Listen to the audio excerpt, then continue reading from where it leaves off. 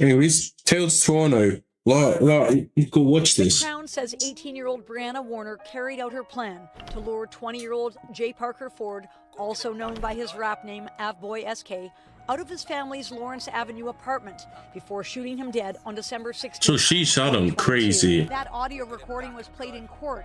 Warner can be heard yelling at her mom, "Remember when you asked me who shot that guy in the head? I did that. I have anger issues, so leave me the F alone." Free Gennaro, free Ing. Bang. Bro, just die, get it back in blood. Get back. Go get it back in blood. Yeah, Ching got told, get it back in blood. Get back. Go get it back in blood. You're blocked so desperate, acting up. Why you acting up? These niggas ain't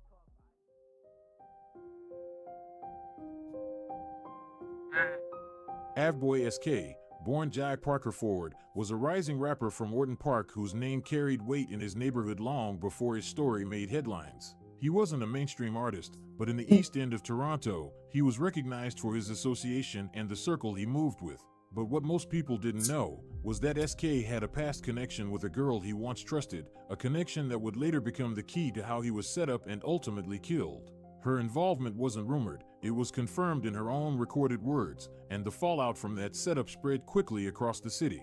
Tracks released by rival gang members, like Mrs. Backdoor, began surfacing online, hinting that SK had been betrayed from the inside, and fueling speculation that his death wasn't random, but orchestrated.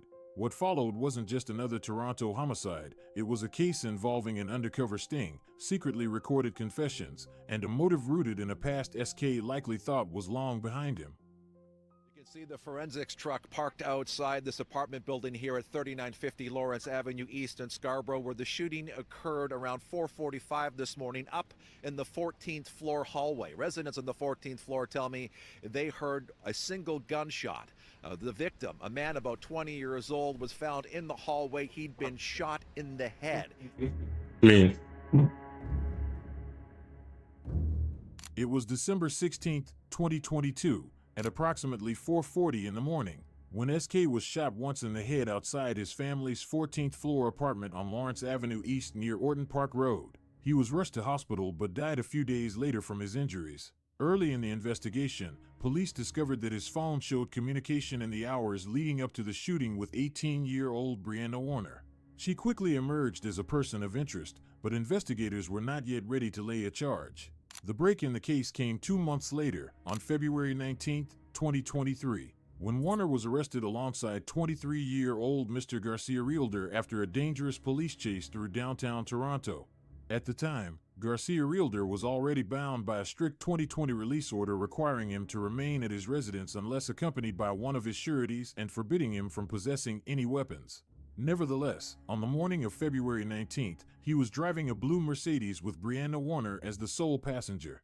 When a Toronto police officer attempted a traffic stop for a missing front license plate, Garcia Realtor briefly complied, then suddenly executed a U-turn and accelerated eastbound on King Street West at high speed. The vehicle sped through a red light, nearly collided with another car, lost control, and crashed into a bike rack before finally coming to a stop.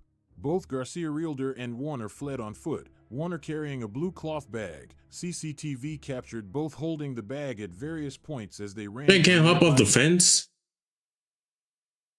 CCTV That IQ is low. both holding or fled on foot, Warner carrying a blue cloth bag. CCTV captured. How the fuck are you black and you can't do that?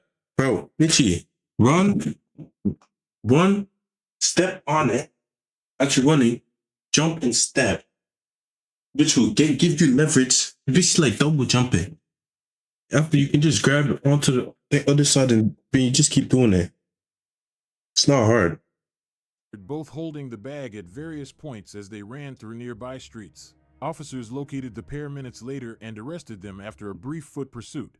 A search uncovered a loaded Glock 26 down Garcia Realtor's pant leg, modified with a switch making it fully automatic, along with a 32-round magazine, all prohibited under the criminal code. The blue bag the pair had carried contained drug paraphernalia, 55 oxycodone pills, a loaded 9mm magazine, marijuana, an iPhone, and personal items belonging to Warner. A subsequent search warrant executed on the Mercedes uncovered another bag containing roughly $33,000 in cash, and in the trunk, 165 grams of powdered cocaine along with digital scales. Us moving around with Garcia coke Realtor is later crazy. believed the cocaine was possessed for the purpose of trafficking. For investigators, the arrest created an unexpected opening. Warner, now locked up on unrelated gun and drug charges, was isolated and suddenly accessible. Detectives placed 2 undercover officers, including one using the alias TJ, into her holding cell, posing as newly arrested suspects. Neither officer was given any details about the homicide and were instructed not to bring it up. Their role was simply to build trust. TJ, working off a cover story about being caught in a raid at a boyfriend's apartment, quickly connected with Warner. Almost immediately, Warner began opening up about her life, her relationships, and how she claimed she'd been making a band a day selling tasers and pepper spray online before her Kijiji account was shut down.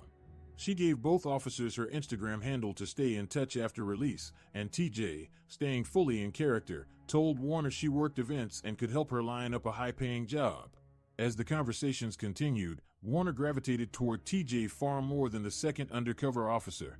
She shared increasingly personal claims, including telling the officers she was pregnant. So she was pregnant, so she decided to kill him.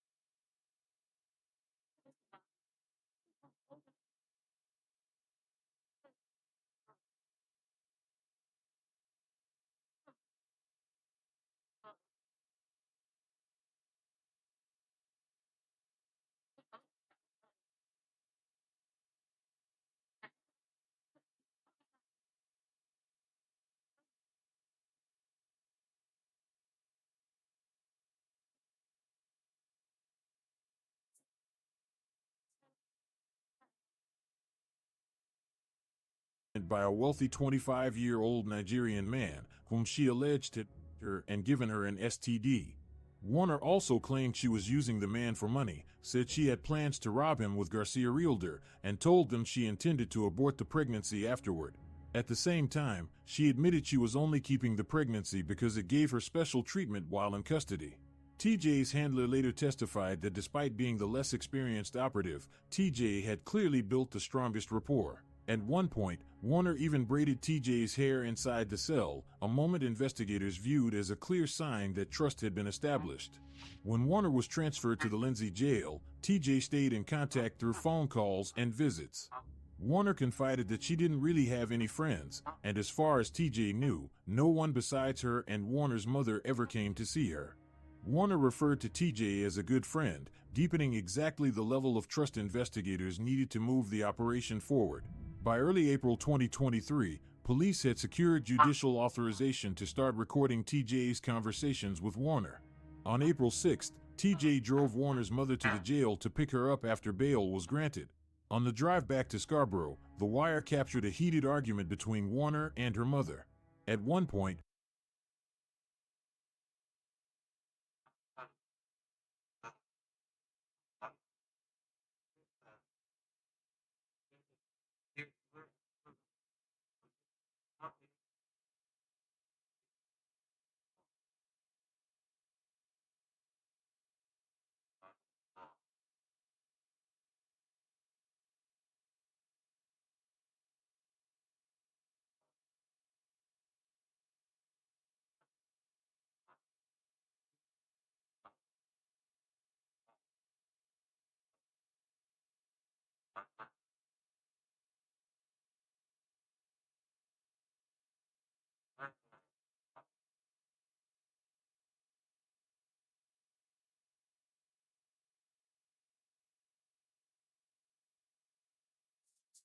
Warner snapped, "Mom, remember when you asked me who shot that guy in the head? I did that. I have anger issues, so leave me the f*** alone." At the end of the full 4-hour recording, TJ reassured Warner that she was glad she was out and promised to be there for her, and Warner replied, "Love you." After that, TJ's objective changed. She was instructed to keep the friendship going, and if the subject of the shooting didn't come up naturally, to gently bring it up and see whether Warner would provide more detail. The very next day, April 7th, TJ went to Warner's home with small gifts, Fiji water for Warner and Easter chocolates for the younger siblings. A surveillance team stayed close by, and TJ was given safety words to trigger an emergency extraction if needed. Once TJ and Warner were alone in the bedroom, they talked about Warner's art, her plans to become an esthetician, boyfriends, her time in jail, and everyday things like makeup and nails. Then TJ shifted the conversation, asking what Warner had meant by what she said in the car the day before. Through bursts of laughter, Warner began laying out the details. She told TJ the name of the victim, when and where it happened, and said she used an ex-boyfriend's gun. She told the undercover that SK had messaged her to meet up, believing they were going to have some kind of sexual encounter in the staircase of his building. But according to her own account, when they met up and stepped out of the elevator in his Lawrence Avenue East apartment building, Brianna pulled out a gun and shot him in the back of the head. She said it took only one bullet, adding that she didn't want to waste any. During the same conversation, she also claimed that one of her exes had previously shot at Orton Park rapper Doughboy DQ in a separate incident, saying she sat in a car and watched while DQ ran for his life. In an exclusive interview with Toronto-based podcast We Love Hip Hop, a juror from the Brianna Warner case revealed that during the undercover recordings, Brianna began singing lyrics from Rebound, a diss track by SK and Doughboy DQ. Oh, I think I heard this song before. We're trying to be superstars.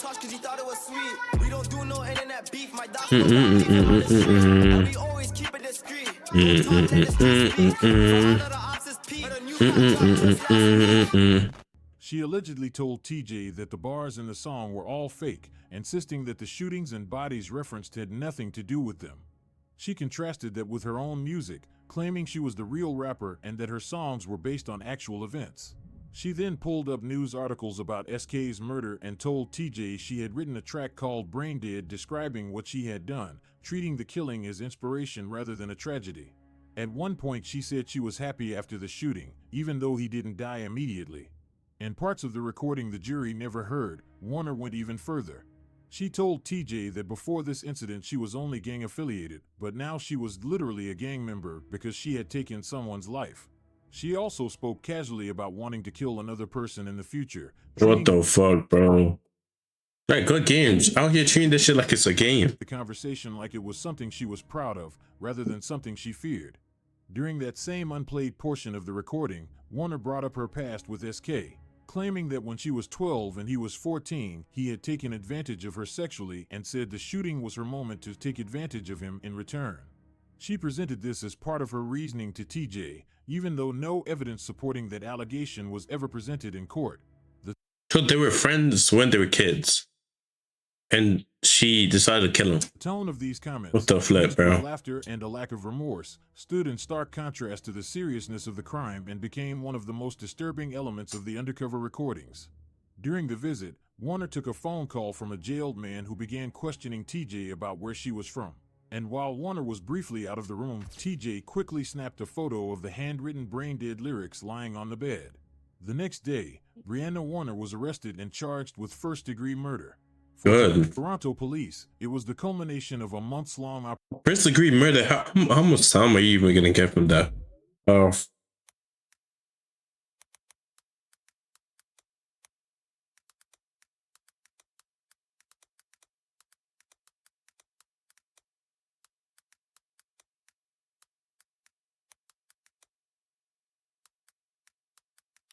What was you? Something you get from first 25 years to life sentence? Nope. Okay. In Canada.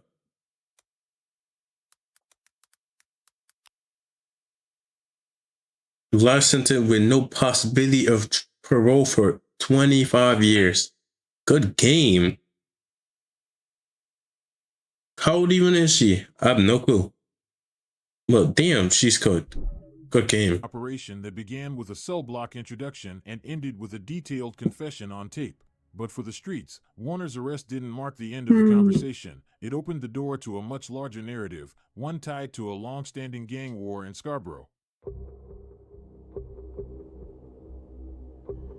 In the east end of Toronto sits the sprawling borough of Scarborough, home to dozens of neighborhoods shaped by years of social struggle, underfunding, and community resilience. Within it are Malvern and Orton Park, two different blocks with distinct identities, yet histories that mirror each other in ways that would eventually fuel one of the city's most talked about gang conflicts. The 44 movement is a crew that traces its roots to young men from several Scarborough neighborhoods, primarily Glendower and Malvern. The name 44 was adopted in honor of Glendower resident Kareem Deer, known as Remy, whose favorite number was 44.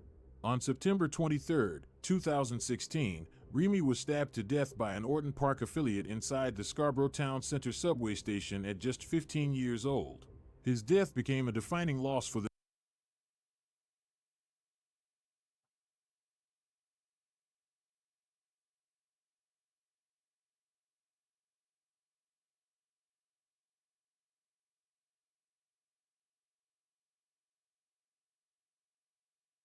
neighborhood, and the 44 Remy gang was created in his honor, carrying his name forward as a symbol of loyalty and remembrance. Their biggest ops are Orton Park, Dolly Varden, and Regent Park. SK and Brianna Warner are from Orton Park, also known as 54, a name taken from the Lawrence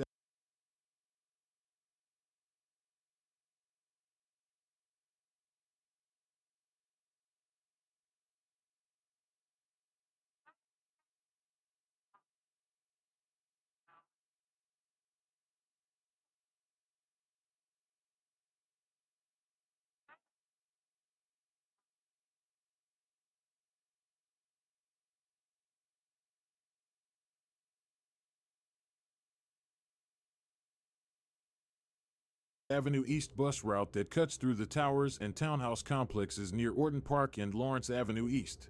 The crews in this neighborhood, such as the Orton Park Bloods, developed its own identity under many of the same pressures shaping Malvern. It's unknown where exactly the beef between these two blocks started, but what is known is that over time, tensions hardened into open hostility, a rivalry that eventually spilled into music. Diss tracks became a secondary battlefield, where coded insults and street references carried real-world consequences. One of the most talked about examples was Rebound by SK and fellow Orton Park rapper Dope Boy DQ, a track that took multiple shots at the 44 movement. The back and forth only escalated after DQ was killed, shot by 44 member LB.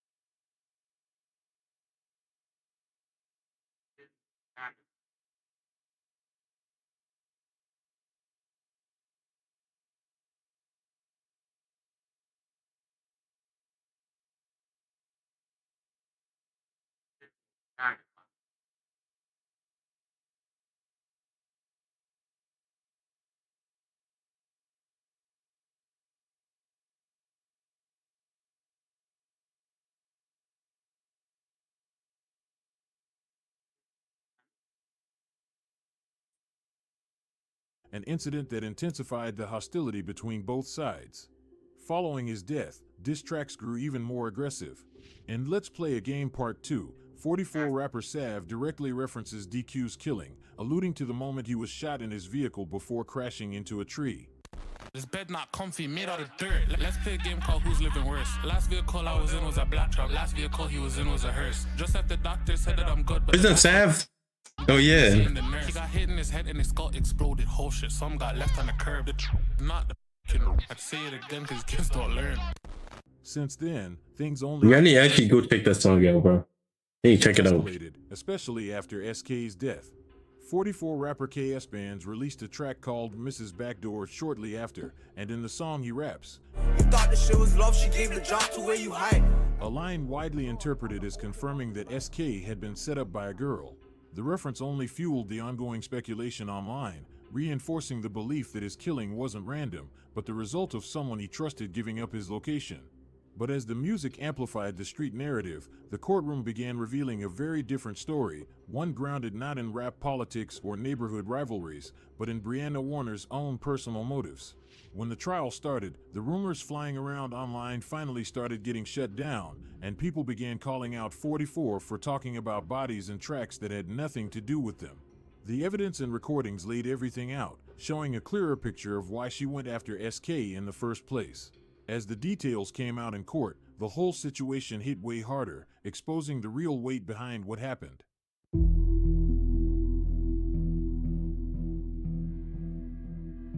Inside the courtroom, the secret recordings with TJ became the centerpiece of the Crown's case, but both sides fought over how they should be interpreted. Testifying behind a screen, TJ told the jury that she first met Warner in February 2023, that she knew Warner was a person of interest in a homicide, and that her task was to build rapport. She explained how their conversations moved from casual topics like hair, nails, and relationships to more serious admissions once Warner trusted her. The jury heard the car recording from April 6th, where Warner told her mother she was the one who, quote-unquote, shot that guy in the head. They also heard the bedroom recording from April 7th, where Warner described using one bullet, shooting SK in the back of the head, and later writing brain dead about the killing. In his closing statement, Crown Attorney Rob Fry told jurors that even if they were to disregard every other piece of evidence in the case, the recordings alone were enough to prove Warner's guilt beyond a reasonable doubt, describing the details in those conversations as accurate and consistent with what happened. He said that for more than 2 years Warner had enjoyed the presumption of innocence, and that it was now time to hold her accountable. Fried also suggested that Warner may have believed nobody would suspect a small 18-year-old woman of pulling this off on her own, and that she nearly succeeded until police invented TJ. The defense saw things very differently. Warner's lawyer, Katie Scott, told the jury that what they heard on the tapes was not a genuine confession but a story made up by an 18-year-old looking for validation. She argued that many of the key facts Warner mentioned, such as the victim's name, location, and timing, were already public knowledge by the time of the April 7th recording. Scott said other parts of Warner's story didn't line up with the evidence. Warner told TJ that SK never made a sound after being shot, but Jai's brother and the first officer on scene both testified that they heard him loudly moaning in the hallway after the gunshot. Warner also claimed that after leaving, she returned to check his pockets to see if he had a gun. Scott pointed out that SK's brother did not hear anyone else in the hallway and that paramedics had difficulty moving SK because of his weight and the way he had fallen. If Warner had searched his pockets, Scott argued, his white hoodie likely would have been visibly dirted, yet there was no evidence of that. She also noted that TJ never asked Warner for basic specifics like what floor the shooting happened on, what each person was wearing, how Warner got in or out of the building, or what she did with the gun afterward. To the defense, this was not a careful, detailed confession. It was a loose narrative full of gaps and inconsistencies. Scott also tried to reframe the writings found in Warner's bedroom, including the brain-dead lyrics and another piece labeled AVEBOY SK Jai Parker Forward, which began with the line, Like, sometimes I think these niggas are retarded. You're killing niggas over what? Over what? It's not like you stole your money. I ran him down on his block. Like, nigga, none of you niggas own it. Like, what? Even the building you stay at, you don't even own it. Dome pierced. She said these were examples of artistic self-expression, not literal evidence of guilt, and reminded the jury that SK's own brother had testified that SK's lyrics referenced murder, guns, and drugs even though he wasn't actually living that lifestyle. In that sense, Scott argued, Warner was doing what many young people in their world did, borrowing violent imagery for effect. She emphasized that people sometimes falsely confess, even to serious crimes, and suggested Warner had constructed a persona in front of someone she believed was a close friend. The defense argued that the police operation, with an undercover officer cultivating a lonely teenager's trust from a holding cell to her home, amounted to interrogation by subterfuge. Despite these arguments, Justice Alfred O'Mara ultimately rejected the bid to exclude the recordings. He ruled that Warner had not been interrogated in the legal sense, that TJ's questions were broad, and that Warner chose on her own to connect them to the homicide. In his view, Warner spoke about the killing in an almost gleeful manner and appeared to want others to know what she claimed to have done, even going so far as to write rap lyrics about it. With the recordings admitted, the jury was left to decide whether Warner was telling the truth or simply performing for attention. In the end, they accepted the statements as genuine. Throughout the proceedings, Brianna showed little emotion, often sitting back in her chair, rolling her eyes during testimony. I'm guessing she just wanted to go to jail. That's all. She did not give a fuck about her life. Appearing detached from the gravity of what was being said about her. But the moment the jury foreperson stood and announced the verdict, Life sentence. She probably started crying. According to the juror interviewed by We Love Hip Hop, in the courtroom, Brianna's face flushed a deep bright red, her expression tightening as the realization set in. Life sentence. She didn't cry, speak, or break down. The redness in her face was the only visible sign that the verdict had impacted her at all. It stood in stark contrast to the weeks prior, where she had seemed unfazed by the evidence and the allegations being laid out. On October 31st, 2023, the jury found Brianna Warner guilty of first-degree murder. She received the mandatory life sentence with no chance of parole for 25 years, with no guarantee she will be released even after that point. Damn, like that's actually tough though. Actually, she killed someone, so like she deserves it. Like, what are you doing? Like, what do you gain like nothing from doing all that? Maybe gain something to like rap about. Look, you basically gain barely anything.